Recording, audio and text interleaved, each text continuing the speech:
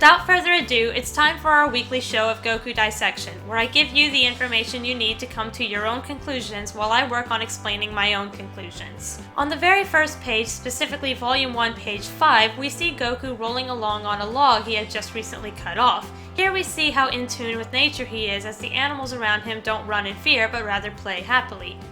Super Eyepatch Wolf has already talked in detail about the pose in the first panel of page 7, so I'll just link his video right now on the little eye thingy on YouTube, as well as in the description. Aside from what Wolf Senpai has said, there's not much going on to describe Goku other than his playful nature and, well, evidence that he's a young boy. Play fighting and yelling, "Prepare to die!" at the log while at work is something a young boy would do. Skipping page 8 and moving on to page 9, as page 8 is just more of what page 7 is, we get to see Goku paying his respects to his grandfather's shrine as he leaves to go get food. This shows that Goku had a deep respect and love for his grandfather, as it's later revealed that we have no idea how long Grandpa Gohan had been dead, only that it had happened a long time ago.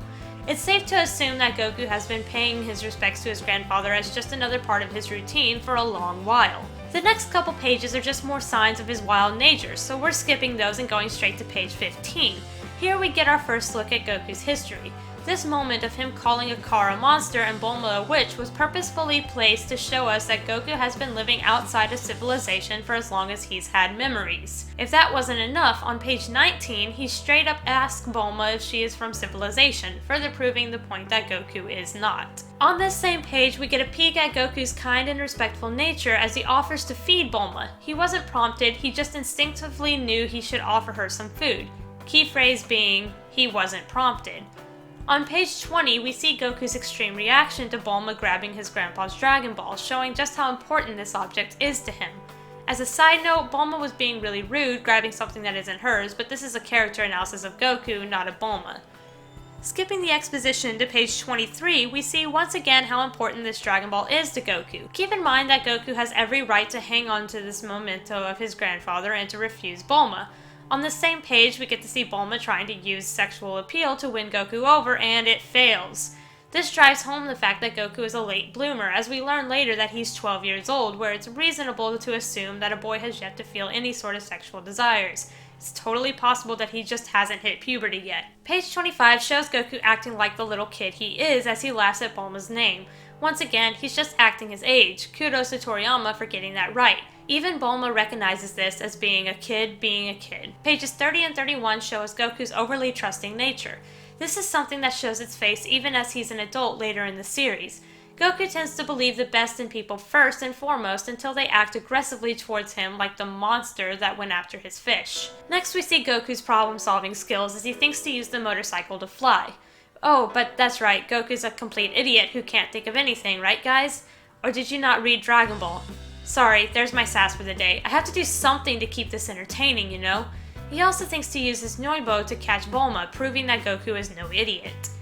Skipping ahead as nothing really interesting happens, we see Goku's selfless nature in full force on page 55, where without skipping a beat, Goku offers to help the stranger sea turtle. Once again, offering something of his own, in this case time, without being prompted for it. He decides that helping the sea turtle is more important than any other plans he may have had. Goku sticks to his guns and follows through with his promises on page 58, refusing to give the turtle up.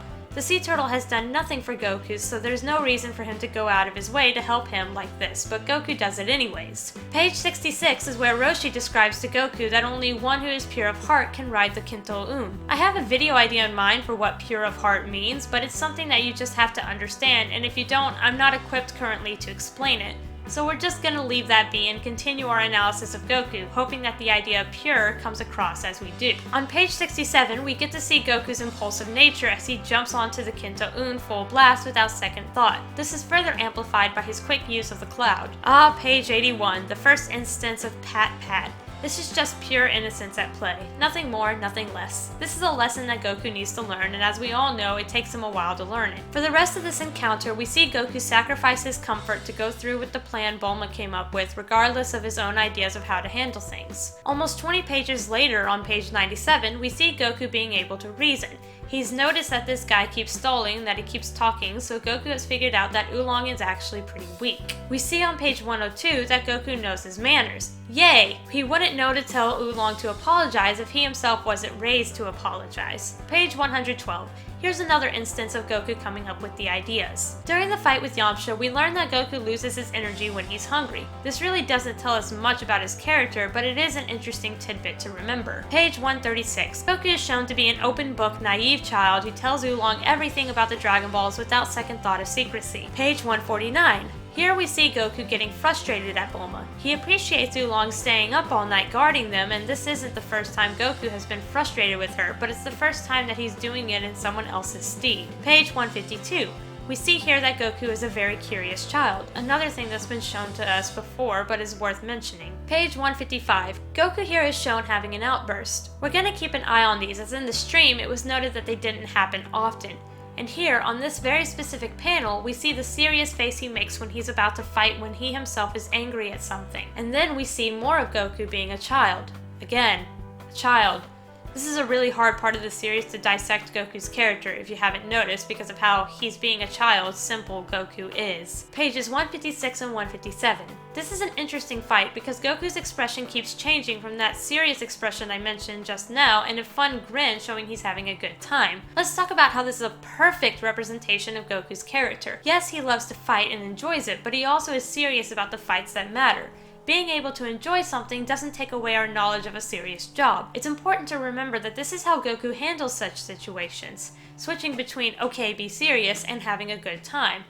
At least at this point in the series he is. Page 159, and we see that Goku has a bit of pride in him as he puffs out his chest and smiles. So what have we learned today about Son Goku? We learned not much and yet a lot. We've learned that he acts like how most kids his age should act, especially since he's new to the civilized world. We've learned that anything he doesn't know makes sense to not know, considering his exposure to the world or lack thereof. So far, we've noticed that Goku is not as stupid as the fanbase would have you believe. He's simply uneducated. Yes, there is a difference. Stupid implies an inability to learn, whereas uneducated is just having not been taught. So that's it, Volume 1 of the Goku Dissection.